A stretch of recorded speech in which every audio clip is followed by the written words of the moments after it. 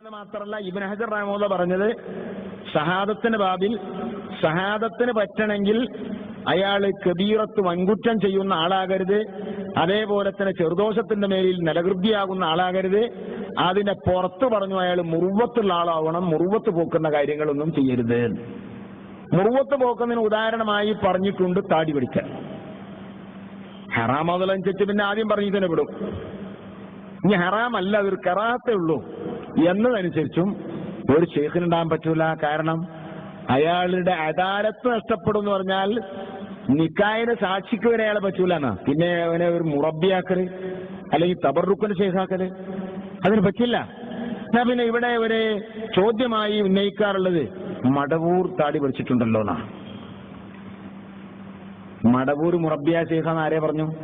മടവൂർ തന്നെ ഞാൻ ശേഖാണെന്ന് ആരെങ്കിലും പരിചയപ്പെടുത്തിയിട്ടുണ്ടോ? മടവൂർ കുറെ ആളുകൾക്ക് ഇവിടെ തെർബിയത്ത് കൊടുക്കാന്ന് പറഞ്ഞൊരു തെരീക്കത്ത് കൊടുക്കാന്ന് കൊടുത്തിട്ടുണ്ടോ? അതുകൊണ്ട് തന്നെ മടവൂർ തെരീക്കത്ത് പറഞ്ഞൊരു തെരീക്കത്ത് ഇവിടെ ഉണ്ടോ? അതൊന്നുമില്ല. ഒരു വ്യക്തി ആ വ്യക്തിയുടെ ജീവിതത്തിൽ അയാൾ താടി പഠിക്കുന്നത് മടവൂർ മാത്രമല്ല, പറയുന്ന ലോകത്ത് ഒരുപാട് ആൾക്കാരുണ്ട്. അദ്ദേഹം മുറബിയായ ശൈഖാണെന്ന് പറഞ്ഞിട്ടില്ല. നമ്മൾ അദ്ദേഹത്തെ കുറിച്ച് മുറബിയായ ശൈഖാണെന്ന് പറയുന്നുമില്ല.